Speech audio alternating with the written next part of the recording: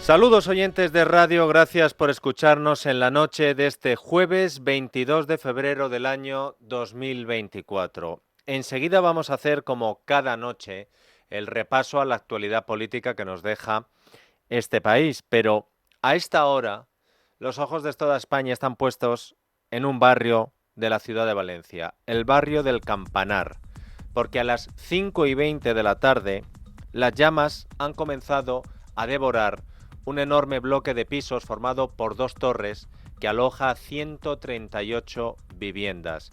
Las imágenes que en estos momentos nos siguen llegando desde Valencia son sobrecogedoras, son tremendas.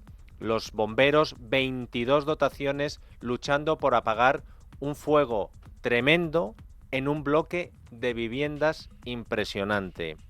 Hay 5 unidades del SAMUR, hay un hospital de campaña y sobre todo lo que hay que tener es mucha prudencia.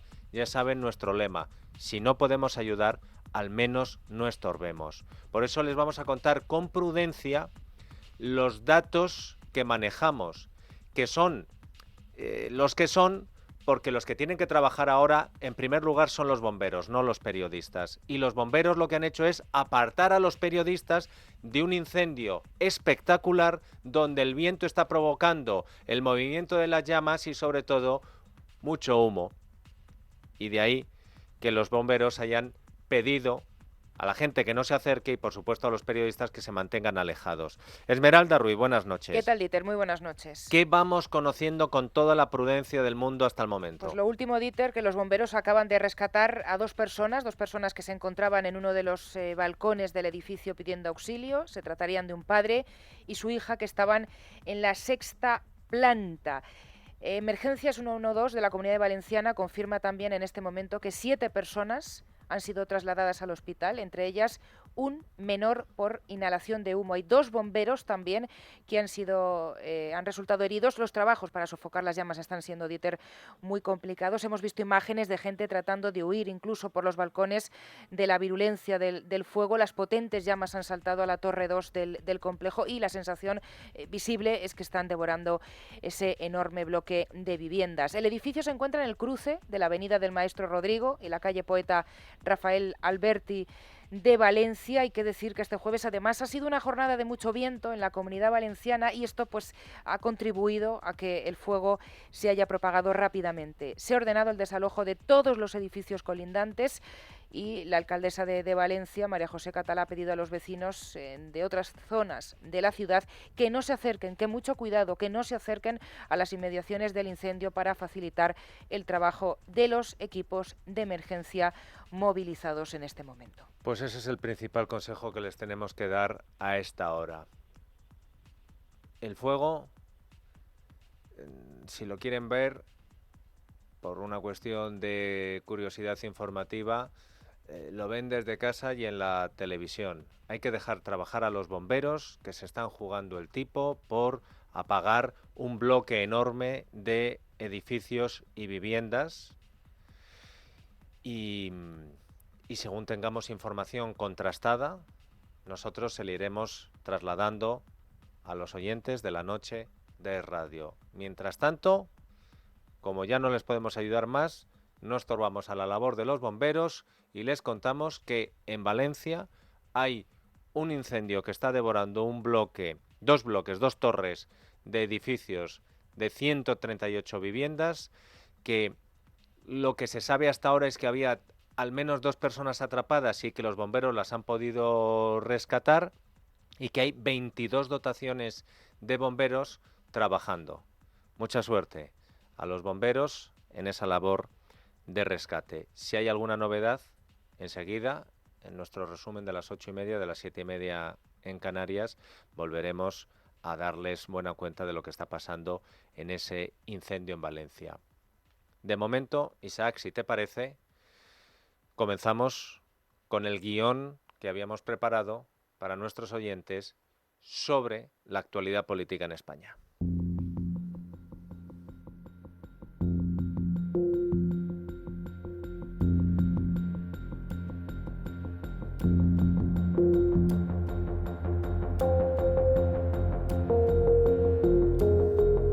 El presidente Pedro Sánchez está en contacto con el presidente de la Comunidad Valenciana y con la alcaldesa de Valencia, la señora Catalá, y estas autoridades están en contacto con los bomberos, con los servicios de emergencia, para ver cuáles son las medidas que se tienen que tomar y cómo van los trabajos de extinción.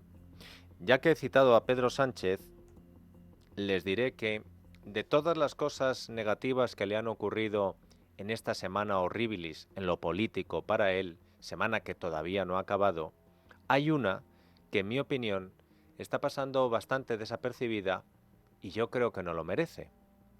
Es verdad que la resaca del batacazo sanchista en las elecciones gallegas, es verdad que el nuevo desafío secesionista del Parlamento catalán, o la sentencia del Supremo en contra del desalojo de la Guardia Civil en Navarra, o que Putin dé la orden de matar a un ruso de 6 tiros en Villajoyosa y el ruso muera de 6 tiros en Villajoyosa, o que todos los fiscales del Supremo señalen a Puigdemont por terrorismo y tenga que ser la número 2 del fiscal general del Estado la que se desmarque y diga que no es terrorismo. Es verdad que el insólito viaje exprés a Marruecos para darle aún más dádivas a Mohamed VI, y es verdad que el hecho de que te estalle el primer gran caso de corrupción que afecta a tu gobierno, todo esto es tan grave como para acaparar el 100% del foco mediático. Pero hay otra circunstancia que afecta y ha afectado también esta semana a Pedro Sánchez y que al menos a mí me ha parecido muy llamativa. Creo que si por algo se va a recordar en el futuro, fíjense que me estoy arriesgando mucho, esta semana, como punto de inflexión del sanchismo, es porque los suyos, no los de enfrente, sino los suyos, le están empezando a perder el miedo. Ya se lo habían perdido la mayoría de los jueces y fiscales, una buena parte de la prensa, toda la oposición y la mayoría de asociaciones independientes con representación en los diferentes estamentos de la administración pública o de la sociedad civil. Pero desde el lunes, coincidiendo con el hundimiento del PSOE en Galicia y las excusas que puso Pedro Sánchez ante los suyos diciendo que la culpa era de otros, ¿no? Si la culpa es de los otros que tenemos por toda España, no mía, vino a decir Sánchez el lunes, pues coincidiendo con eso, han ocurrido varios episodios que me llevan a pensar que en la Moncloa se han dado cuenta de que el puño de hierro con el que estaban mandando o ya no es tan férreo o ya no lo parece. Y esto me ha venido a la mente después de que escuchara ayer por la tarde, en directo, unas declaraciones que hizo desde Marruecos Pedro Sánchez y a las que les llevo dando varias vueltas desde que las escuché. Unas declaraciones o una respuesta de nuestro presidente cuando los periodistas le preguntaron si después de lo de Galicia estamos ante un cambio de ciclo político. El 28 de mayo de 2023 tuvimos un escenario en donde desgraciadamente el Partido Socialista perdió mucho poder territorial y evidentemente cuando se convocaron las elecciones del pasado 23 de julio nos quedamos con algunos deberes por hacer. Y esos deberes por hacer, pues cuando terminen las elecciones europeas, pues tendremos que abordarlos, como es la renovación de liderazgos territoriales. Esta es una tarea que tengo que hacer como secretario general del Partido Socialista. Desde que lo escuché ayer por la tarde, me llevo haciendo varias preguntas. ¿Por qué un líder socialista tan hegemónico como no se ha visto nunca en el PSOE se ve en la necesidad de anunciar a sus compañeros de partido con 4 meses de adelanto que va a iniciar una purga entre los diferentes líderes regionales del PSOE y aledaños después de las elecciones europeas? ¿Por qué? ¿Por qué Sánchez le tiene que decir al sanchismo que ojo con lo que hacen, que el que se mueva no sale en la foto a partir de junio? ¿Por qué? ¿Y por qué él? ¿Por qué el presidente? ¿Es que no tiene Sánchez a gente que deslice en público o en privado este mensaje y lo tiene que asumir él? ¿O es que los mensajes que ya se hayan deslizado en privado no han cundido el efecto deseado. Yo que recuerde, esto no lo vi en la primera parte del sanchismo. En esa película esto no pasaba. En la primera parte del sanchismo, cuando algún miembro del clan levantaba la voz, enseguida recibía la visita de, metafóricamente, el Luca Brasi de turno para que le aclarase las cosas. Qué tiempos, ¿verdad?, en los que Koldo García, el guardaespaldas de los avales de Pedro Sánchez y el chofer de confianza de José Luis Ábalos, entre otras cosas, amenazaba a los que se atrevían a levantar la voz dentro del PSOE. Y si ustedes creen que estoy exagerando, escuchen lo que ha desvelado hoy en Onda Cero el alcalde socialista de León, José Antonio Díez. En un acto que el Ministerio de Fomento realizó en la ciudad de León, a la que acudió en su momento el ministro Ábalos, yo tuve a bien, delante de los medios de comunicación y delante de los ciudadanos, pues recriminar todos aquellos incumplimientos que el Ministerio tenía con nuestra ciudad. Y ante este hecho, bueno, no es que no le pareciera bien ya solamente al ministro, que evidentemente no le pareció, pero al que no le pareció nada bien fue a Koldo, ¿no? Koldo, una vez finalizado el acto, se acercó hasta mi vehículo oficial y en una actitud amenazante y señalándome, me recriminó que yo al ministro lo hubiera señalado con el dedo y sobre todo decirme que el ministro se merecía un respeto como secretario de organización del partido. Yo le contesté que yo era el alcalde de León, representaba a todos los leoneses y que aquí no estaba en función de ningún partido sino como alcalde de los leoneses, a lo que él me contestó que tuviera cuidado porque aún le quedaban 3 años para joderme. Evidentemente él era su mano derecha, si era reconocido en todos los lugares. Era conocido que él era quien recibía o prácticamente era quien hacía de filtro en el ministerio. Parece que todo lo que quisieras conseguir en el ministerio tenía que pasar por Koldo y por tanto, si Koldo te amenazaba, pues era casi una amenaza directa del propio ministerio, del propio ministro, ¿no? Y ojo, porque las amenazas de Koldo se cumplían. Aquí no hacía falta que nadie te metiera una cabeza de caballo en la cama. Sí es cierto que cuando tú realizas una acción de este tipo ante alguien tan importante y relevante en el partido, como es el secretario de Organización Federal y también evidentemente su mano derecha, esto para mí tuvo consecuencias, ¿no? Sobre todo desde el punto de vista interno del partido, porque no quiero olvidar que el 4 de mayo el partido en todos sus ámbitos, desde el ámbito federal hasta el ámbito provincial, intentó eliminarme de la Secretaría General de la Agrupación Local de León y con ello evitar que pudiera ser candidato a la alcaldía. No lo consiguieron porque la militancia de mi ciudad me arropó, pero evidentemente hubo un intento muy fuerte por eliminarme del partido.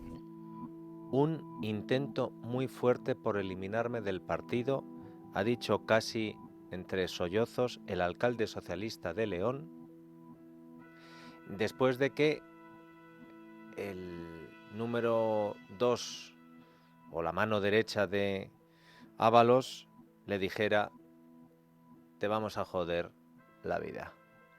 Pregunta: ¿por qué no lo ha dicho hasta ahora el alcalde de León? ¿Por qué se atreve a decirlo ahora? Pregunta: ¿pero el alcalde de León del PSOE, que yo sepa no lo había dicho mucho en público, lo dijo en privado?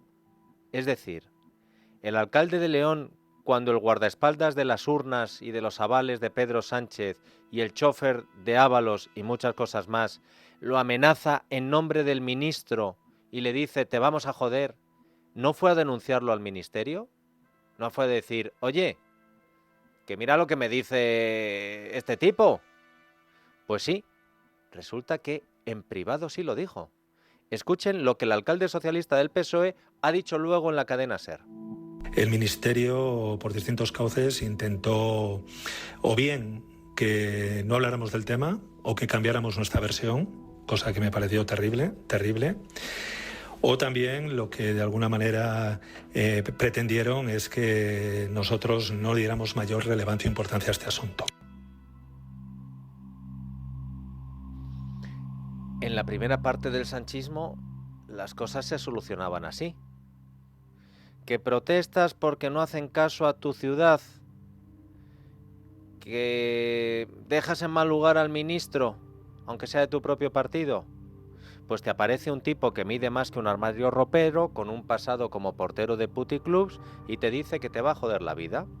Y cuando tú lo denuncias a sus jefes, que son tus jefes, los jefes dicen que te calles, que no le des importancia, y que ojo con ir diciendo esto en público. Y esto no lo digo yo.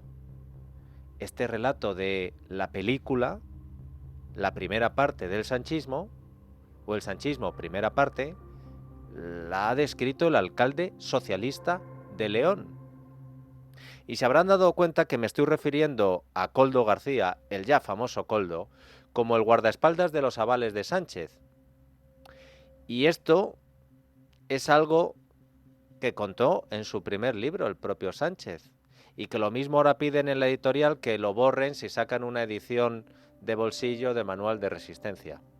Pero el párrafo, en la edición primera, seguirá siempre ahí. El día de la entrega de los avales era el 4 de mayo. Las 2 noches anteriores, Koldo, un miembro de la candidatura, se quedó a dormir en la oficina para custodiarlos. Como anécdota, valga contar que una vecina del edificio le ofreció su baño para que se duchara, porque él no quería dejarlos sin vigilar ni un solo momento.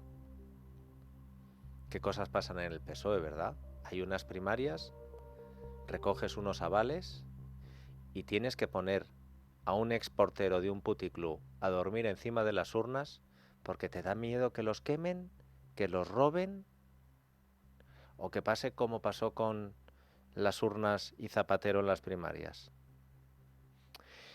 Koldo, un miembro de la candidatura, escribió Sánchez.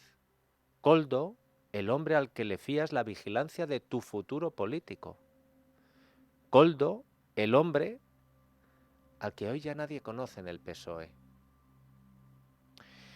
Escuchando las reacciones recogidas hoy de sanchistas a la noticia del escándalo de las mordidas sanchistas, supuestas, podemos dividir las reacciones en 4 categorías. Primera categoría, los que al oír el nombre de Koldo o de Ábalos salen pitando. María Jesús Montero. ¿Sospechaba lo que ocurre con No, ahora no puedo. ¿Fue el motivo por el que se hace eso? Después les contesto. Pues son las 8:18, 7:18 en Canarias, y María Jesús Montero sigue sin contestar. Óscar Puente, el habitualmente dicharachero y locuaz ministro de Transportes. Señor Puente, ¿sospechaban lo que ocurría con eso? Perdón. ¿Conocía? Gracias. Félix Molaños, el superministro de Sánchez. Voy a comparecer. Muchas gracias. Gracias. Y atención, Francina Armengol, presidenta del Congreso y antes presidenta de Baleares, cuyo gobierno contrató con la empresa que ahora está siendo investigada. ¿Ha podido leer las informaciones que se hicieron? Primera categoría de respuestas al caso, estampida. Segunda categoría, marcar distancias. Los que... ¿Koldo? ¿De qué Koldo me habla usted? Ábalos ayer. ¿Pero hablamos de tu mano derecha o no? ¿Hablamos de tu mano derecha? No, hablamos, vamos a ver, mi mano derecha. Yo tenía 5 asesores y un jefe de gabinete y un montón de altos cargos. Era la persona que me acompañaba en los desplazamientos, la que me hacía un servicio más, digamos, más personal, como un asistente personal, ¿vale? Bueno, y por lo tanto, a la medida que acompañaba más, por eso se le ve siempre en todos los sitios. Sí, tu mano derecha. Uy, bueno, mi mano derecha sería en todo caso el secretario de Estado, que es el que me lleva los temas, realmente. Bueno, un asistente personal... Usted no gestiona nada. Llamémoslo asistente personal, si te gusta más. Tu asistente personal. Sí, o asesor, como que es realmente lo correcto. Ábalos ayer con Risto, Santos Cerdán hoy. Vamos a dejar que la justicia haga su trabajo y como siempre hemos dicho, esta dirección siempre actúa con la corrupción cortando por lo sano. Y es lo que vamos a dejar que trabaje la justicia. Estamos sorprendidos por la noticia, pero... Bueno, vamos a ver qué es lo que... ¿Usted tenía alguna sospecha? Ninguna. ¿Fue usted quien le presentó al Ábalos al señor Koldo? ¿Qué tiene que decir sobre Lo conozco porque él vivía en Navarra y colaboró con nosotros en Navarra. ¿Y le extraña que haya hecho estos supuestamente estos delitos de los que se le está investigando? Claro que me extraña. ¿Coincidió la destitución de Ábalos con algún descubrimiento sobre estos asuntos? Nada tenía que ver. Si hubiéramos descubierto algo, lo hubiéramos llevado a la justicia. El Partido Socialista y esta dirección, como digo, siempre hemos tenido una cosa bien clara, que la corrupción no la aceptamos. Vinimos a este gobierno de España quitando un gobierno corrupto. El gobierno del Partido Socialista y el Partido Socialista es un partido limpio. Así que conocía a Koldo, así como, hombre, de Navarra, pero ¿quién trajo a Koldo a Madrid? ¿Quién se lo presentó a Ábalos, señor Cerdán? ¿Quién fue el primer padrino político de Koldo?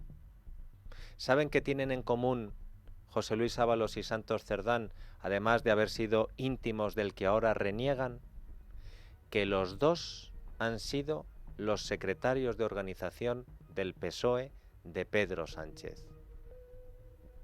Tercera categoría de reacciones al escándalo. Los que tiran del argumentario prefabricado de urgencia en las últimas horas en Moncloa o en Ferraz. Y aquí tenemos a la ministra portavoz, Pilar Alegría, y al ministro de Política Territorial, Ángel Víctor Torres, que también aparece afectado por este caso porque él, como presidente del gobierno canario, contrató con la famosa empresa. Lo que tenga que explicar el señor Ábalos ya lo está haciendo estos días, y claro, yo claro que confío, faltaría más, en que nadie conocía esta situación, porque de haberlo conocido se hubiera denunciado desde el minuto primero. Es que la justicia haga su trabajo y que llegue hasta las últimas consecuencias, y colaboración, como hemos hecho siempre, con la justicia. Y si finalmente ha habido alguien que se haya lucrado de manera irregular, o alguien sabía que alguien se estaba lucrando de manera irregular, que caiga todo el peso de la ley sobre esas personas. Colaboración con la justicia como con el Tito Berni, ¿no? Que anda que no costó entrar en el despacho. Hemos dicho 3 categorías. Estampida. ¿De qué Koldo me habla usted? La segunda, renegar del amigo. Y la tercera, argumentario. Hay una cuarta, pero que vamos a denominar fuera de categoría o categoría especial, porque la respuesta que ha dado la ministra de Igualdad, Ana Redondo, en el Congreso, cuando el PP le ha preguntado por este asunto, para nosotros es inclasificable, por lo que dice, por el tono y sobre todo por la risa nerviosa. Hable aquí de corrupción cuando pesan sobre el PP la Gürtel, Lezo, Púnica, Arial, Kitchen, Balua, Bárcenas y una sentencia, es así, es la realidad, es que es la realidad, es la realidad. Y una sentencia del Tribunal Supremo que ratifica 20 años de financiación ilegal y corrupta del Partido Popular. Hombre, que traigan aquí la corrupción. Es muy osado, señorías, es muy osado.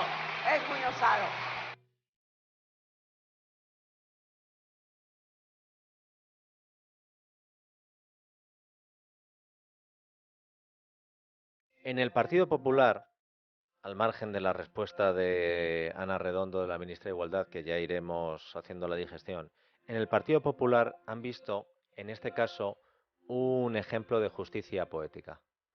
Al presidente Sánchez, que tanto habló de las mascarillas en el pasado para atacar a Ayuso, a Almeida y a Feijóo, es al que van y le detienen e imputan a sus conocidos en una trama de mordidas en plena pandemia que afecta, implica, salpica, supuestamente, a sus ministerios y a los gobiernos de sus compañeros socialistas de Baleares y Canarias. Así que hoy Feijóo, Ayuso y Almeida han ajustado cuentas con Sánchez. Cuando hace 24 horas que conocemos que han detenido a un asesor para todo de los hombres claves del partido y de los hombres claves del gobierno en una trama de mordida. Y el presidente del gobierno guarda silencio e insulta a quienes le pedimos explicaciones. El presidente del gobierno, que señaló a todo el mundo por casos archivados en repetidas ocasiones y que quedaron en nada, ahora se esconde y embarra ante una investigación abierta y gravísima.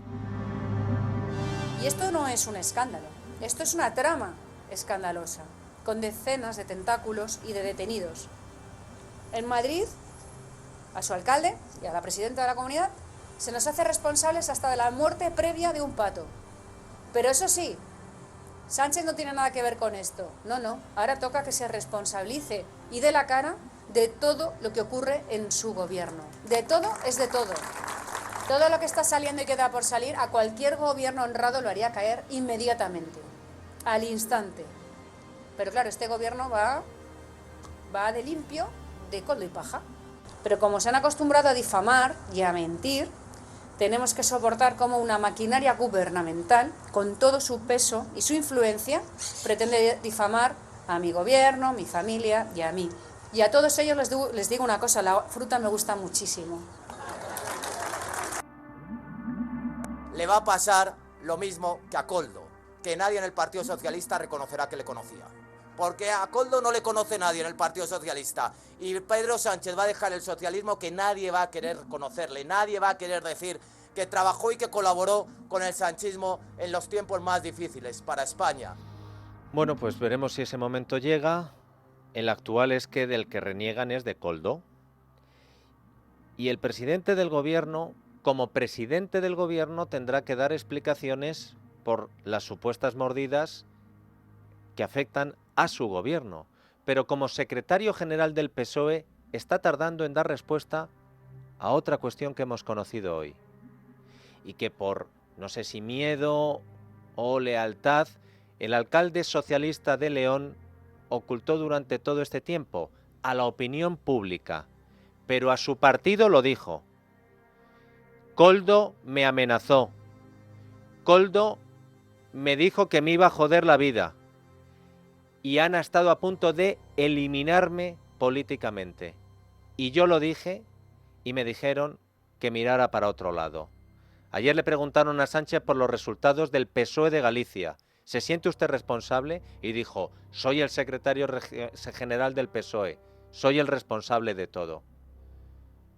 Pues de esto también. Señor Sánchez, como secretario general del PSOE, ¿qué le parece que su aizkolari favorito, el militante que dijo usted que era orgullo de los militantes del PSOE, el guardián de sus avales, el hombre para todo de su ministro para todo, el señor Lobo del señor Lobo, del sanchismo, amenazara a un alcalde socialista, en este caso de una ciudad tan importante como León, y le dijera que le iba a joder la vida? ¿De esto también tiene la culpa Ayuso, Feijóo, Almeida y el PP?